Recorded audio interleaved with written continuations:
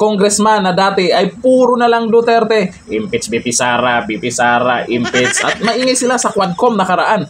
Pero ngayon, nang nabisto, yakin pala. Ako, sino ito? Si Yorme.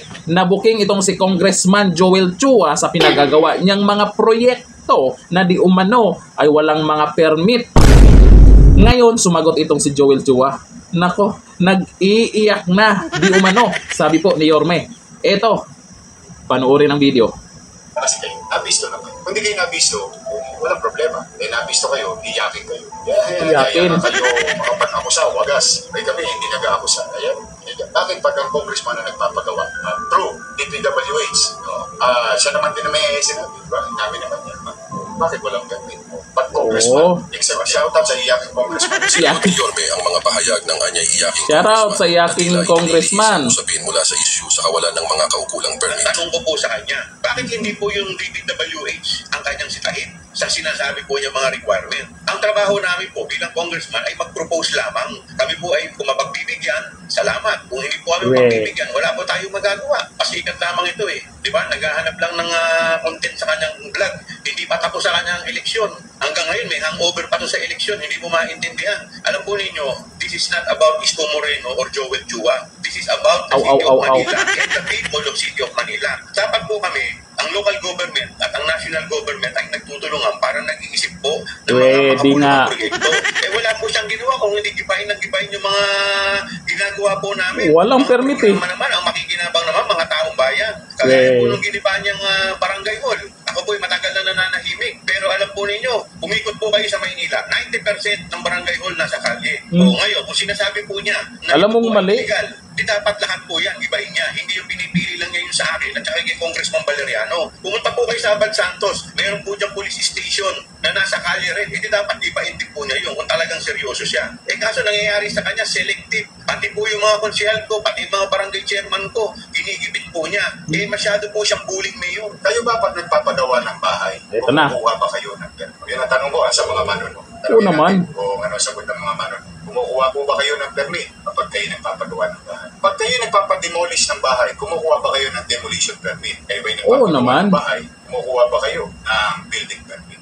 Bakit sa inyo, maliit na lupa, maliit na bahay, dahil sa pagsisikap mo, pag-iipon, pagpupunyagin, naayayos mo sarili mo, gusto mo maayos yung tahanan. Kukuha ka ba ng permit? No ka? Opo, sabi ni Adam Rich Manansala Sanding, dapat may permit. Oo, dapat daw. Kailangan ba talagang may permit? Sabi ni Teresa Montero, yes po, from barangay to City Hall. Oo, tama. Alam na alam nila. Alam na lang ng taong bayan. Natanong naman namin ngayon, paano kayo nakapag-demolish ng property ng gobyerno sa mga congressman na nag-excuse ngayon na magagawa lang daw sila ng batas? Nabisto na kasi kayo. Nabisto na kayo. Kung hindi kayo nabisto, walang problema. Nabisto kayo, iyakin kayo. Iyakin. Pagka kayo makapag-akusa, wagas. Iyakin. Kami, hindi nag-akusa. Ayan, hindi yan. Bakit pag ang congressman na nagpapagawa? True, DPWH. Siya naman din na may sinabi, di ba? Namin naman yan. Bakit walang gagawin? Pag congressman, accepted. O pag na pong batas na ganoon, kikilalanin natin. Pero yung batas kay Juan de la Cruz na nagpapagawa na maliit na bahay, nire-require mag-permit. Pero hindi yung batas sa mga paggawain, lalo na yan, building. Dahil yan, pag may nangyaring masama dyan, na mananagot dyan, lumallapaman. Ngayon, matanong pa, ano sabi ng mga tao? Meron daw talaga permit. Kahit nga daw po renovation lang, may permit, sabi ni Evangeline Esquera. Dapat meron. Sabi sa inyo, matatalino ang tao. Ayaw nyo maniwala. Palusot pa kayo ng palusot, mga congressman. Matatalino tao. Alam ng tao. Ngayon, ito naman pa itong tanong namin taong bayan. Naniniwala ba kayo na kailangan humingi ng permiso sa lokal na pamahalaan itong mga proyekto ito? Tanongin natin ang tao. Ano ang sasabihin ng tao? Di ba? Bakit? Yung mga maliit na tao, pinahingi nyo ng permiso. Yung pagaya sila. Hindi ko mabaya sila, congressman. Hindi, alam mo ba? Naglakihan ang ulo ito. Naman sila nang nagsisimula kayo. Iba talaga nagagawa ng kapangyarihan.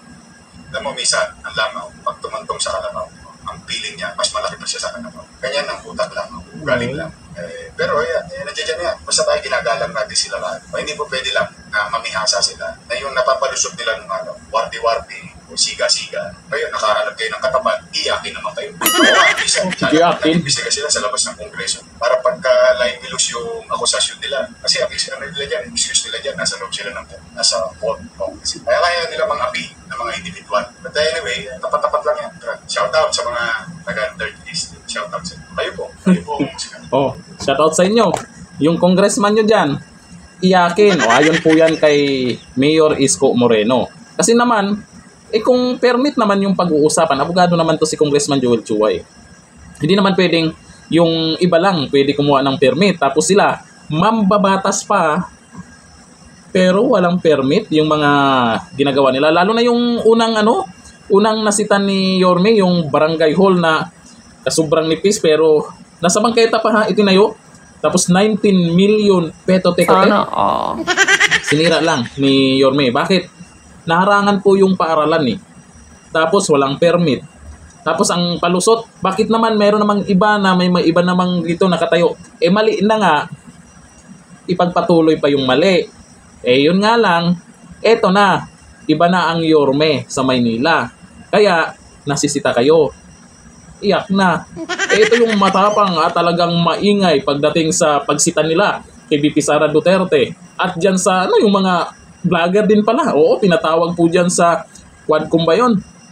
O, pinaimbestigahan. Tapos, ito yung malalaman natin. May mga, sa bagay, titingnan natin kung ano po yung aksyon na gagawin po ni Mayor Isko Moreno kasi maraming nagko-comment dyan na dapat daw kasuhan. Nako po, ito ang sabi po ng mga netizens dyan po sa palitan po, nagkainitan na ng sagutan po ni Yorme at itong si Congressman Joel Chua. Sabi ni Erom Ragoho, Joel Chua, iyakin, kapal mukha na congressman, kakahiya. Ayun yan kay Erom Ragoho, ha? Sabi ni Adel Valencia, akala kasi ni Chua, lahat kaya nila kung si BP nga, sobrang ginawa nila. Sa iyo pa Yorme, makapal ang mukha ng mga yan. Nakuha ka ng katapat Chua. Ayun lang. Kasi yung nakaraan kasing mayor, tahimik lang yun. Di natin alam kung anong ginagawang action din nung nakaraang yung pinalitan ni Isko Moreno. Pero itong si Isko kasi, talagang yung kumbaga, nagsasalita yan.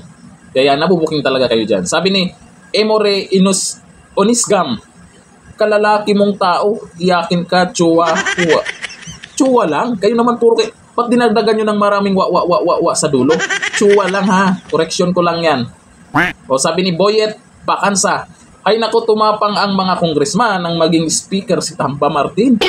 Dati-rati hindi lang ganun sila kaasal-astig. Yun ang napapansin ko nila ha. Sabi ni Edgar Moridillo, ikaw Chua, kung makaakusa ka sa BP, wagas pero ikaw pala ang grabing katiwalian dyan sa Maynila. Nagkabukin nga na.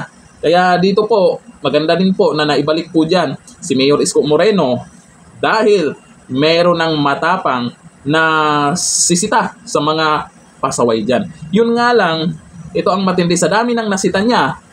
Ito ang matindi, congressman pa, mambabatas pa, at hindi umano ha, na hindi nasunod yung batas kasi nasa batas naman na kailangan ng permit. Tapos ikaw mambabatas, hindi ka susunod. Anong meron? Matapang ba? Hindi naman natin masabing matapang kasi ang sabi ni Yorme, iyakin daw. Naman. Hanggang dito na lang. Thank you. Bye-bye.